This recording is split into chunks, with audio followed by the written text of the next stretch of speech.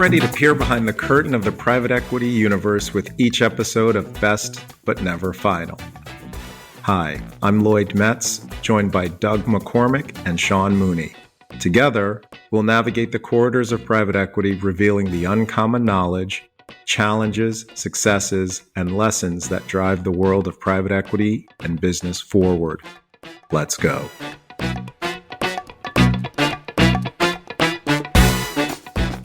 It is great to be back with Doug and Lloyd. Lloyd and Doug, how are you guys? Hey, Sean. Hey, Doug. We're great. Good to see you, buddy. All right. I think we've got another great conversation here, gentlemen.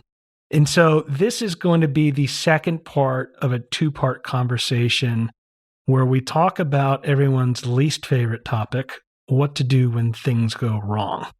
The first part we talked about was really like, how do you diagnose it and like, how do you figure out something's going wrong? Today, we're going to talk a little bit more about what do you actually do when you actually have a good sense of there's a challenge here to overcome. How does that sound, guys? Sounds great because there's a lot of things we didn't really address. So let's get at it. And I think this is going to be a great conversation to really lean into Lloyd and Doug on, because when I was in private equity, I never had any problems. It was all kind of up and to the right. So I'm really going to be generally curious about this conversation here. I thought the preceding episode, we were asking for friends. Oh, yeah, my friends had problems, but no, the reality is I had problems every day and I was circled by them. One of the many reasons why the only hair I have left is gray. So I'll also be listening for a friend, but also nodding in a knowing way.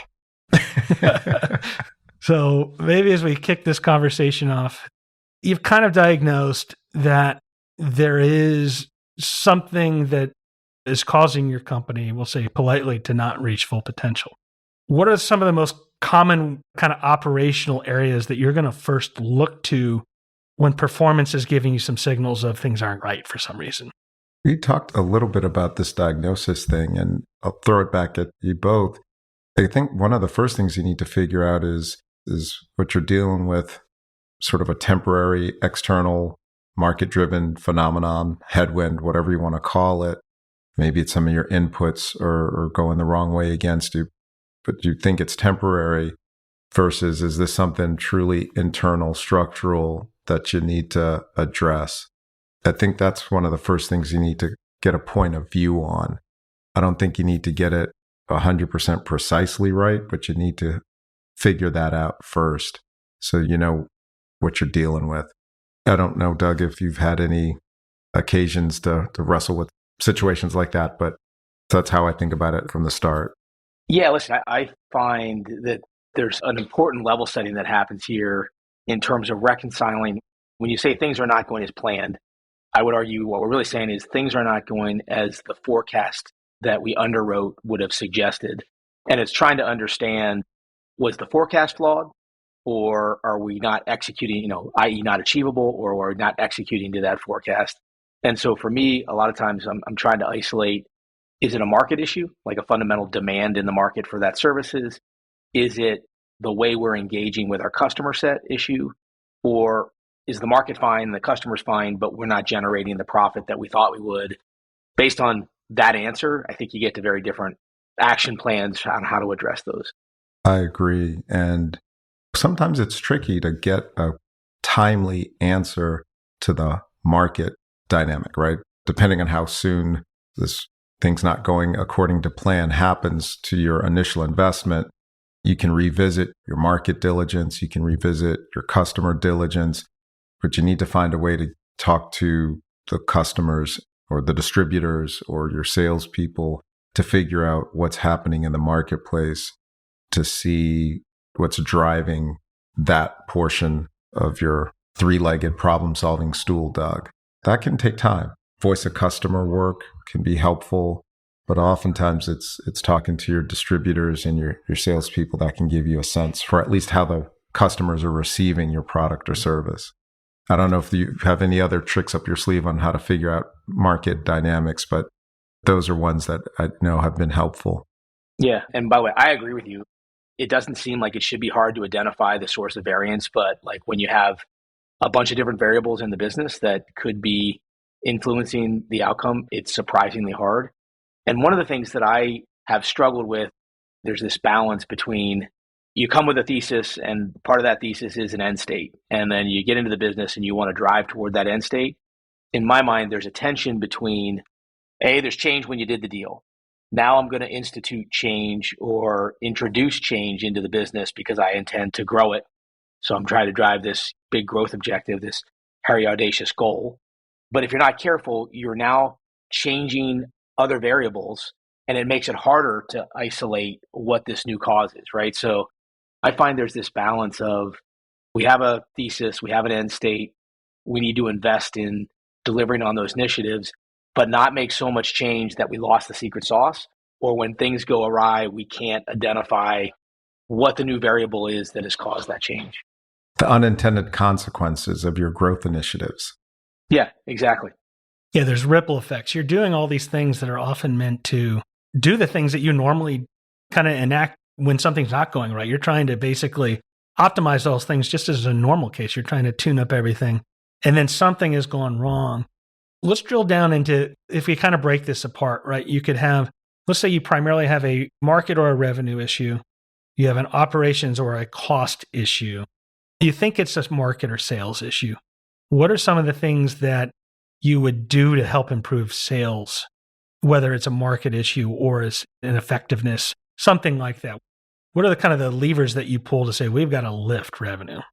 So first of all, let's just acknowledge that that's generally the single most important driver, right? If I've got a challenge, you can solve a lot of problems with incremental top line. And so obviously pricing can be a powerful lever, both in terms of driving revenue, but also in terms of driving GP. And it's usually not like, hey, just increase price or decrease price. My sense is it's usually, how do I price more effectively relative to my cost or relative to customer value? But put pricing on that as a key. I find in small middle market businesses, sales is generally straightforward. And if you want more sales activity, you add more sales resource. But marketing is a huge opportunity in a world where most people are pretty unsophisticated about it.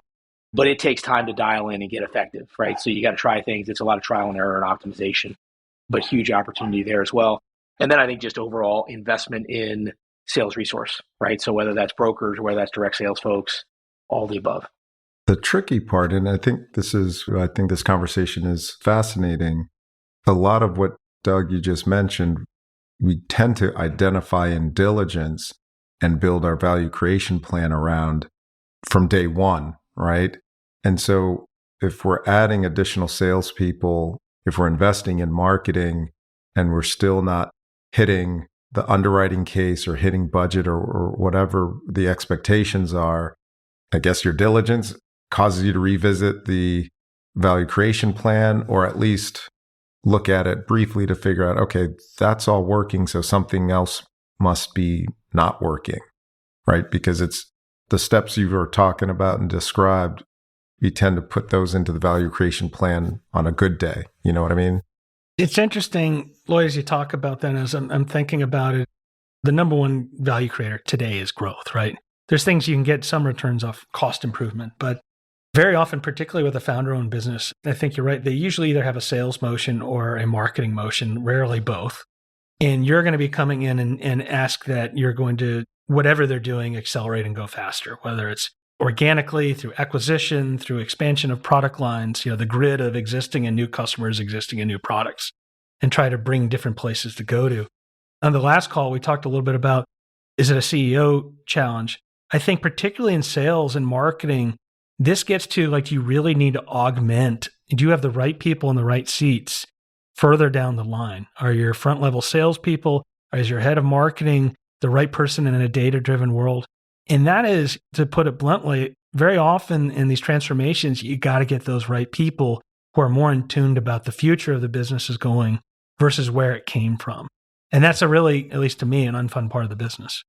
Yeah, I think you have to be mindful. And again, this is where having good relationships with the leadership team more broadly at your portfolio company can help. If you brought in a new head of sales or a new head of marketing, it's important to know whether that person's being accepted or not by the sales organization that's in place. Are you watching or experiencing organ rejection, so to speak? Is that person that you've brought in being effective with the sales team or the marketing team that's in place, or are they not gelling? Is the chemistry off? Sales organizations can be very chemistry dependent, has been my experience. And then trying to bring new ways of selling or new ways of sales management to the table can also elicit sort of allergic reactions that get in the way and show up in sales that are not as expected or budgeted. There's an irony here in my mind, which is we all agree that growth in sales, growth in top line is generally project 1A in terms of long-term value creation because it's compounding and it's really driving terminal value. But the irony for me is it's also the one that's the most elusive and the one that takes the hardest to pin down exactly cause and effect. And in many cases, customers take a period to cultivate. There's a lag there. And it's the part of the business where I don't control all the variables because I've got a willing party on the other side of that transaction that's got to do what I hope. So the challenge to me is in these environments where you're underperforming, you often, and I think appropriately so, migrate to the things that you can control, which is cost or doing more of the same on sales, right? So in some ways, like I know if I have a certain sales program and I just force the team to operate at a higher ops tempo, I should get better results, right? More throughput. And then cost management is something that you can control totally within the four walls of the business. And so that often becomes almost an interim fix to buy yourself time to figure out the longer term problems. And some of this conversation, I think then you got to talk about it's balance sheet driven. How quickly am I forced to manage my cost aggressively in some ways is a reflection of what the long-term opportunity is and what the balance sheet looks like. Absolutely. In some cases, and I'm sure you've experienced this too, Doug, with getting your internal costs and your internal processes right, that gives you lower costs overall. You can use some of those cost advantages to give you a better position in the marketplace to sell, right? So if you've taken some costs out of your product, your unit costs out of your product or your service, you can now be more flexible in your pricing and therefore more competitive with your pricing, which leads to more revenue. That's part of the diagnosis too, where when you talk to the customers, when you understand what's happening in the market, both competitive dynamics as well as customer need dynamics, that can inform how you think about your cost structure, right? In terms of what you need to skinny down or slim down to be more competitive in the marketplace. That connection is a nice one if you can find it. But I agree with you 100%. Focus on what you can control, and that is often your internal cost structure. And what I'd say is part of the challenge on sales and products is they're all interconnected, right? You're playing three-dimensional chess, not only internally in your organization. One thing impacts the other between sales and operations. But then also you have competitors who are doing things that are playing with their own sales, their pricing, their operations. And maybe just from a tactical advice perspective, if you're a business builder out there and you think you have a sales issue, you know where it is, there's some groups that you can bring in to help, right? That Doug and Lloyd are acquainted with, and the broader PE firms are, if you want to use this toolbox. You can bring in pricing strategists who can help you get it right. You can bring in Salesforce effectiveness groups to say, are your motions on your sales team or your marketing team working well together? People who are focused on sales team hiring, who know what good is, to help you get the right people in the seats if you have to. So there's help out there if you need it. In the kind of the PE way is whether you have the internal expertise or external, you're not alone. You can get help on that. This episode is brought to you by HCI Equity Partners, a lower middle market private equity firm focused on partnering with family and founder-owned manufacturing, service, and distribution companies. ICV Partners, an innovative private equity firm supporting management teams of leading companies at the lower end of the middle market. And BluWave, the business builders network, connecting the most proactive business builders in the world with the best of the best service providers for critical, variable, on-point, and on-time due diligence and value creation needs. Now, back to the episode. Now, what are the types of things you can do to improve kind of your cost and your operational efficiency if you think that's an area that also has to be tuned? And then maybe after that, we can talk about how sales and operations are kind of intertwined, whether it's a business or a service, to make it even more complicated. Can I just go back to something that you just said in terms of asking for help or getting help? I find that one of the biggest mistakes teams make, and I think to be fair on both the portfolio company management team side as well as the private equity side, is when things start to go off plan, one of the biggest mistakes is not thinking that you have a problem, being in denial, whether it's wishful thinking and hope as a strategy or sticking your head in the sand like the proverbial ostrich. Both of those are big mistakes that can lead to really bad outcomes. And a lot of times that shows up, at least in my experience, is people who are unwilling to acknowledge that they need help, accepting help, or asking for help. That's a real killer. I mean, it's very well said, right? It's so many people, particularly when there's a tectonic shift in an industry. You just deny, and next thing you know, you're selling records in the age of streaming. I think that's incredibly important. Some things are transitional. Some things are just fundamental. The world has changed. And if you don't ask help and if you don't get ahead of it, you're going to get left behind. That's right. So back to your question on operational changes. Sorry to hijack the conversation. No, but it was a really important point, right? And it's dad joke alert. Denial is not just a river, right? So, there we go. All right, transition back. How do you like that? Let's go back to costs. What are some of the levers you use? You say, okay, we think our costs are not where they should be or could be. What are some of the levers you can pull if you figure it out, that's it, to kind of start improving? Yeah, one of the key areas I find is many organizations do carry a lot of costs in some of the processes that they just follow in producing or delivering their product or service. And there isn't enough attention been paid over time to figure out, hey, why do we still process things the way we do? Well, because we've always done it this way. We've done it for the last umpteen years. Let's take a look at what do we actually need to do to reduce steps in our process, to reduce touches in our process, to reduce the amount of people who need to manage or oversee or supervise our process. That's one of the first areas that there's a lot of opportunity to find. The other is in particularly in manufacturing, and Doug, jump in if you've seen something different, but you'd be surprised how often the speeds at which different manufacturing or machines are running is not even close to the stated speed or capacity of that machine just on the nameplate, and certainly not near sort of max speed or max capacity that machine can perform. And that can happen over time where just speeds slowly dwindle down to where people are comfortable. Taking a fresh look at that can often uncover some opportunity. I'm going to come at it a little bit differently just to kind of frame it and talk about gross profit management. And I want to talk about it in terms of speed to realize versus long term. And so when I start having businesses underperforming, I first think about, okay, what costs can I take out rapidly? And I think purchasing jumps right to the front. What am I buying? And should I be taking some of those costs out with the vendor base? And my sense is there's always opportunity there, right? Even if you've done it recently, the market's always dynamic. And with a disciplined process, you can generally realize cost takeout there pretty well. The other one that people commonly look at is G&A, right? Are all the investments in my G&A kind of part of the income statement prudent given the circumstances?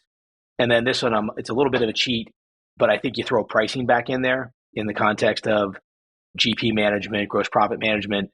And we talk about growing sales, but it's also pricing in the context of cost. Because if you can focus on the items that are not making money, that's a pretty good bet that you're going to be able to keep that business if you raise the price because others are presumably rational. And so I think those are like the three levers that you can action pretty quickly. Then I think you move up the income statement into things that can be real opportunities, but they take longer. Efficiencies. Generally, I'm thinking about like a shop floor manufacturing business where you've got some combination of labor and materials where you can drive efficiency and take out labor and material. The second one is a trade between labor and capital. What can I automate? What kind of investments can I make to take out labor, which can be a good ROI over time? The third is lean systems and processes to take out wasted activity and often wasted inventory. And then the fourth I would focus on is quality. And those are all very tangible and often result in really good long-term results. But I highlight they're often longer-term opportunities. It takes a while to achieve some of those benefits. I'll add on to it because in the short term, it can lead to some savings. If you can figure out customer account profitability, so are all of your customers profitable on an account basis? Oftentimes there's a tail, a little stub that may not be profitable. Are all of your product lines or service lines profitable? And are all of your assignments, engagements, or jobs profitable? So in a profitable account, you may find there are matters or projects or jobs, whatever your business model is, that aren't profitable.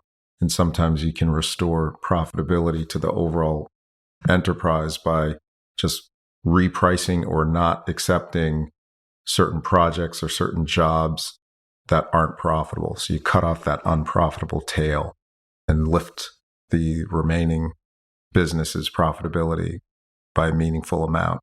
Those are three areas that you can always look at to begin with. And I'm always surprised at how much opportunity there is with unprofitable accounts, unprofitable jobs, and unprofitable service lines.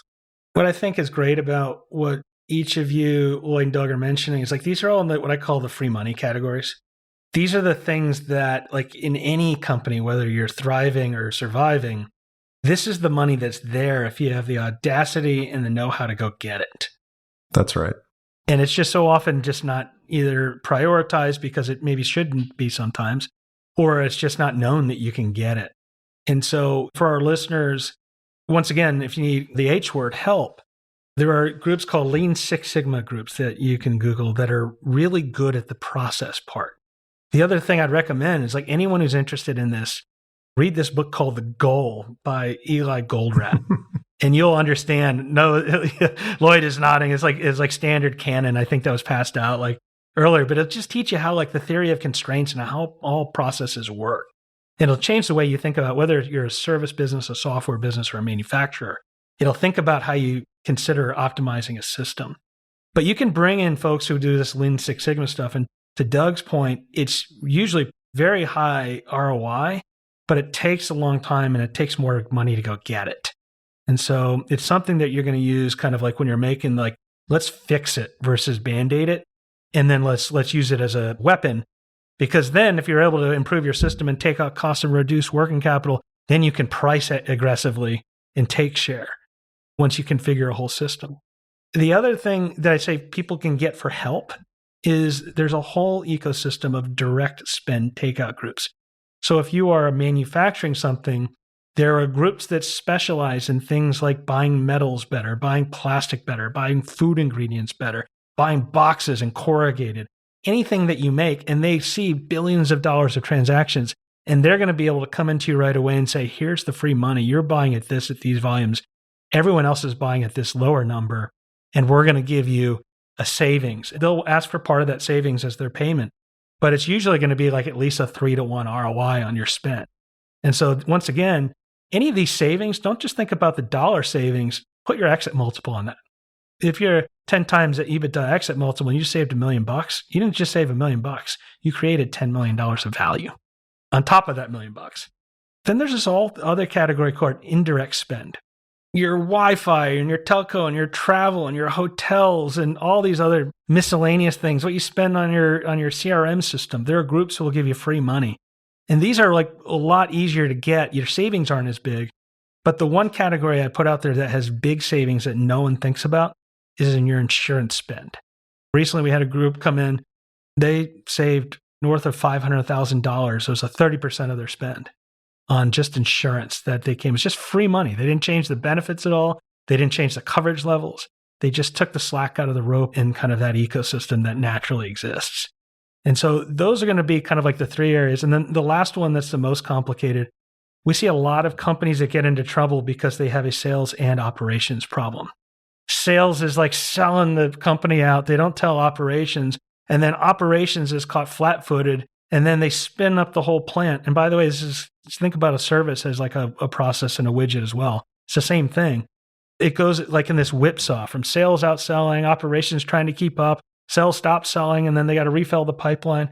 And so there's another way that's also harder to get at, but you're going to be built to win more when you put in systems where sales and operations work together and level load each other. And there's groups that'll help you do that. Does that resonate with you guys? Absolutely. It's a lot of what Doug was talking about earlier when he said the concept of balance. Sometimes that's actually what can drive variability and profitability, is that you have this whipsaw effect of volumes and orders and not able to level load your system, whether, like you said, whether it's manufacturing or service. Yeah, and if you want help exists there, but candidly, you can also self-teach yourself a lot of this stuff. I'm generally in agreement with you, and I think it resonates. I think consultants get a bad rap. I would argue some of these consultants, the more tangible the activity is, the more predictable the ROI is. Not necessarily the higher the ROI, but the more predictable. It's like singles and doubles. You know, it's a good return on investment. And a word of caution, a lot of them will put skin in the game, like we're only going to get paid if we deliver return.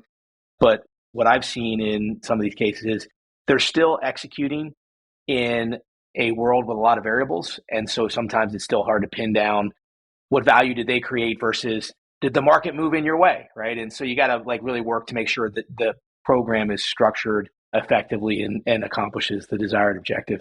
And then the last thing, just to reinforce what you're saying about this tension between sales and ops, this is a game of there's always going to be a constraint in the business. And as soon as you create capacity in one function, you've created the constraint in the other. And so that acknowledgement that we're going to grow one part of the business's organizational capabilities, and by definition, that's going to put the other one at a sold out capacity or a disadvantage. And then the goal is to increase capacity in that functional area. And you kind of go back and forth, and that's healthy. I think spot on, and a great point on consultants. If you're going to use them, you have to think of them as if they're full-time employees and give them very detailed direction and manage them as if they were on your team. And then I think the best advice you point out as well is like, make it ROI driven and pay them when they show you the money. Yeah. And a lot of them will sign up for that. They're comfortable. Yeah, Doug, you bring up an interesting point. And you also brought up the idea of that there's multiple factors and multiple variables. When a company's performance starts to go off plan, it's rarely been my experience that it's one factor or one thing that led it to this place. So there's always multiple factors. And so finding this consultant who's willing to find you $1 million, like you said, Sean, and tell you capitalize it, it's enterprise exit value. Well, you just got to make sure you've also caught the other factors that are leading to your underperformance so you can isolate it. 100%. Let's talk about one other topic here, kind of related to this. And so when you're starting to maybe fly blind and or moving from underperformance towards duress, one of the most important things then becomes cash. So Doug, how do you think about the value of cash flow and liquidity and having fuel in the tank during these periods? And what are some of the easier things you can do to start creating cash flow or maximizing the cash you have on hand to kind of weather a storm? To me, it dramatically depends on the type of business, right? And so is it a technical services business, a labor-based business, or is it a manufacturing or distribution business? Those are the three kind of businesses we spend time on. And in a manufacturing distribution business, you've got a lot of assets. And so in many cases, like if you're managing cash flow, it's more about managing working capital, managing kind of inventory levels and capital investments. The reverse of that is in technician-based services business, you really don't have a lot of inventory. And so if you're managing cash, you're really managing the P&L. And obviously you got to do both. And the old saying, especially in a leverage situation, the name of the game is do it soon, because like it's hard to take out costs and it takes a period of time. You got to do them early to take advantage of them in the context of really impacting your liquidity. So I find in many cases you wait too long and then you're in a liquidity constraint as opposed to doing it early enough to avoid the liquidity constraint. And I guess in terms of actually managing the working capital, and really any good company should do this anytime. If you think about receivables, payables, those type of things, what do you start doing to create more cash? Don't forget inventory too. Exactly. Just to go down the list, I mean, it's kind of pretty straightforward. On receivables, it's just a maniacal focus on people that are outside of terms and possibly revisiting the terms. In some cases, a business has a collateral base that sets itself up well for factoring. And so on a short-term basis, you can generate liquidity out of your receivables by factoring. Banks often have certain constraints on that, but it's still a viable option. As you go down the balance sheet, inventory, obviously, big opportunity potentially. And my only comment on inventory is, I guess, two things. One, it's not helpful to look at inventory in a homogeneous fashion. And so a lot of times what we'll see is aggregate inventory in a business is turning at, let's just say, 5 or 6 times. Okay, that's interesting, but it doesn't tell me where the opportunity is. But when you break it down by product category, you'll find like some inventory is turning at 1 times and some inventory is turning at 12. And so it's kind of focusing on those outliers. And then payables is essentially trade financing. And so how do you lean on the trade in a way that creates liquidity, but also preserves the relationship? Because they're obviously looking at you as a customer and evaluating not only the profit of their service to you, but the capital investment required to support that service. That is an opportunity, but it comes with its own set of risks as well. The last one is you should think about, like, they're all asset-related decisions. I think there's always an asset-related decision around, do I invest CapEx that I had planned? And do I ever consider selling either non-core assets or assets that are good leased assets? And so a lot of times we'll look at doing sale leasebacks on real estate or leasing capital equipment that we don't want to purchase up front. All those decisions can be part of a comprehensive plan and arguably pretty attractive cost of capital. I want to underscore your mention of inventory, that long tail I talked about with respect to accounts not necessarily being profitable, or jobs or product lines not being profitable. Same thing with inventory that you mentioned, right? What are the slow moving SKUs or the slow moving customer related products? Focusing on those and then adjusting your production schedule accordingly, right? Or your sales offering. Maybe you stop carrying or offering that SKU that turns once a year. Maybe you discontinue it, right? And flush it out of the system and streamline your operations that way. But looking at the slow moving and fast moving inventory absolutely can improve how you think about your operations. Those are spot on points, right? It's like your working capital, you have free money. If you can make your receivables systematically lower, it creates cash. If you stretch out your payables systematically, it creates cash. If you keep your inventories at lower levels, it creates cash. And to the extent you can actually maintain those afterwards, you've given yourself free money that never existed before. So I think one of the lessons I always had when I was in your shoes was like, let's remember these lessons after we go through this kind of storm here, because then we've just fundamentally given ourselves free money. That's right. Yeah. And Sean, I want to offer a dose of realism as we talk about this topic, because I think it's all true and accurate.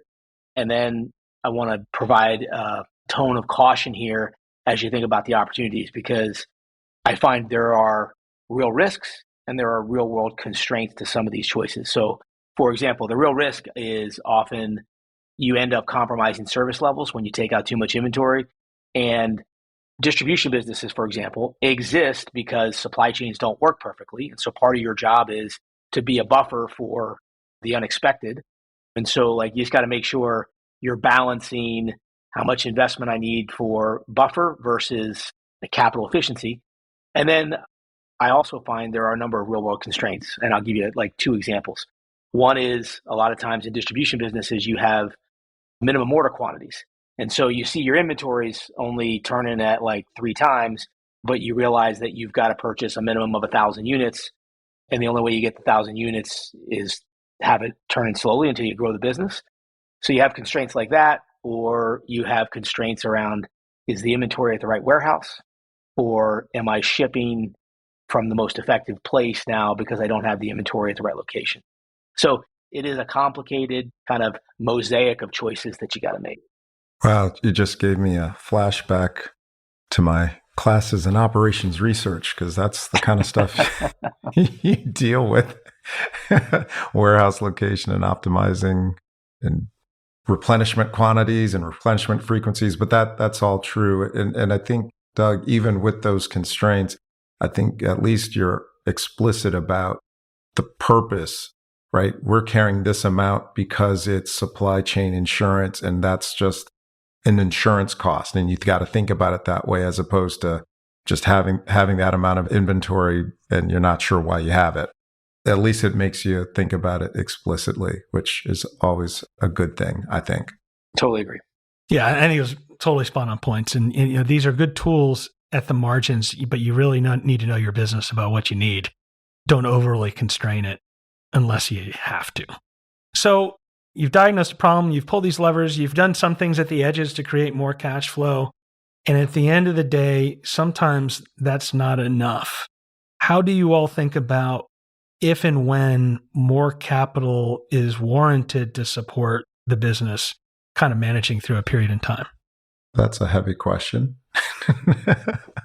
It's going to be driven by your point of view as to whether this is a temporary departure from the underwriting plan, or do you think it's going to take some time?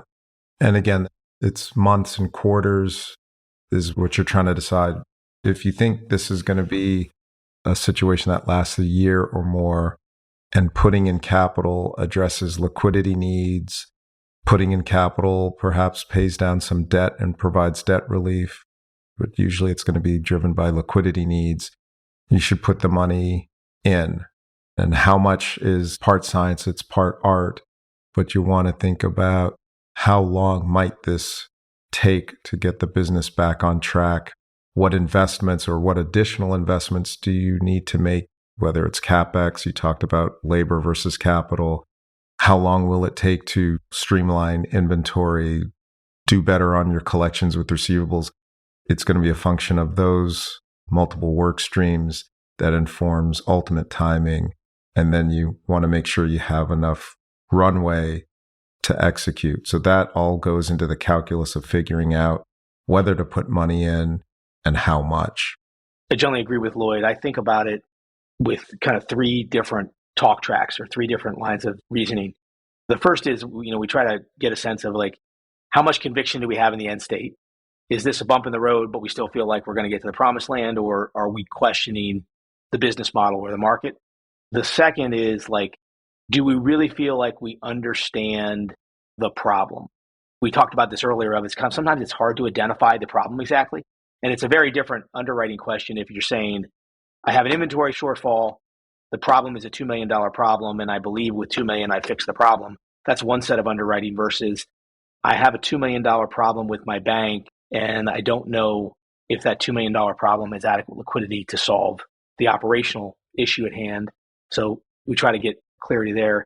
And then for me, it's all in the context of the current capital structure. And so what's the existing balance sheet? What's the quantum of capital required relative to what I got in it? How much time does this capital buy me? And how do I think about enterprise value of the business versus debt today? In some cases, is my new money going in relatively toward the top of the cap structure? Or do I have to believe a decent outcome to start being in the equity? And so we kind of think about all three of those issues in the context of a re-up. That last part in terms of where do you come in into the capital structure, what security you come in.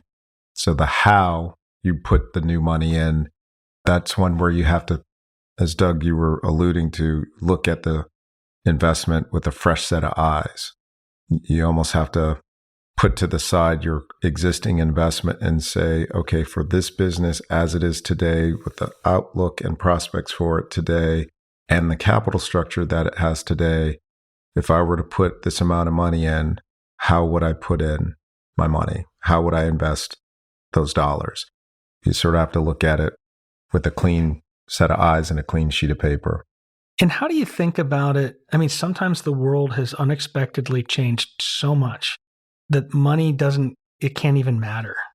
How do you think about that? Like sometimes there's so many problems that we see in our broader society where we throw lots and lots of money as a nation into things, but more money doesn't solve the problem. How do you think about that? You can pick your political philosophy, and I'm sure think 5 of them in each of our heads. You're making me think of a guy, mentor I respect a lot, who said, we're in the business of solving puzzles, not mysteries. So part of what you're framing sounds like a mystery, right? Where it's unclear whether money is going to solve the problem. And so if you don't know, as Doug said, what the problem is you're trying to address and how long ballpark it may take to solve it, if it's solvable, then you probably don't put the money up. That's a hard decision. I don't say that lightly. That's super hard. I'll think about a couple of things that I remember came across our desk is like looking for like rescue capital. One of them was a manufacturer of compact discs, and another one was a newspaper printing company. And they were all saying, no, we're going to invest in more and more of these faster printing presses, and we're going to be the last one standing on the compact disc. Like there was one company in Nashville that still persists today, and that was the winner in the vinyl record game. They're the only one that exists, but everyone else failed. And so one was just saying, no, we're going to be faster and people are still going to use paper. Kind of going back to what we talked earlier about, just the world changes and are you open and honest about it? The other one was saying, we're going to be the last survivor. And at the end of the day, we just couldn't get conviction on, at least on this new investment, that the money's not going to matter. There's not enough of it in the world when you're fighting a tide. And when you have that and I've had those similar things in portfolio companies, it's probably the biggest personal failures I've ever felt and the most like sour my stomach has ever felt when you just realize like we had tried and usually put money in, and it just, you couldn't fix it. Yeah. It's really helpful for me to think about liquidity need versus terminal value. Is this challenge presenting itself because there's a real question of terminal value, or is it presenting itself because we have a liquidity need? How do they relate? I think sometimes being so close to it can be a liability because you know what you need to fix and you're not asking the more fundamental question of should it be fixed? That's right. If you're facing those kind of questions in your investment, you can't help but force yourself to step back and rethink your diligence initially, because there was something in that diligence for that compact disc maker or whatever where you didn't see or didn't appreciate that it was going to go away, or that it was highly unlikely that you'd be the last standing CD manufacturer. Something didn't go right in your diligence is ultimately what you have to confront. Yeah, unfortunately, at this point, it went right in our diligence. It didn't go right in the other sponsor's diligence. Just saying. Because we didn't fund either of those, but two other groups did. But I've been on the other side of that coin where you're right, just something changes or you missed it or the world changed. And fortunately, that's life, right? It just happens. But part of our job is to anticipate how the world might change. There's knowable unknowns. And so you're supposed to at least consider what happens if one of the knowable unknowns comes to pass. Certain P firms you'll hear, like they pride themselves and they've never lost money. I've talked to them about that and they'll go, well, we actually get some guff from our LP saying, well, are you taking enough risk that you've never lost any money in your entire career? And it's a delicate balance because on one hand, I can say, that's really good that you've never lost money. Like, holy mackerel. The other one, it's like, you're also in the game of balancing risk and return. And so it just shows why, I think this conversation is a perfect example of why, Doug and Lloyd, your business is fascinating and terribly interesting, but also really, really hard. Don't remind me. Humbling. Humbling for sure. All right, gentlemen. Well, I think this is another really good kind of canon in the annals of private equity of not only the good, but some of the hard things that you all have to work through. And I appreciate you kind of pulling back the curtain and saying here's some practical ways to kind of address them. Yeah. Thanks a lot, Sean. Thanks, Doug. Thanks, man. Be good, guys. A special thanks to HCI Equity Partners, a lower middle market private equity firm focused on driving transformational growth through consolidation strategies by partnering with family and founder-owned manufacturing, services, and distribution companies. Learn more at hciequity.com. ICV Partners, an innovative lower middle market private equity firm supporting management teams of leading companies at the lower end of the middle market. Learn more about ICV at icvpartners.com.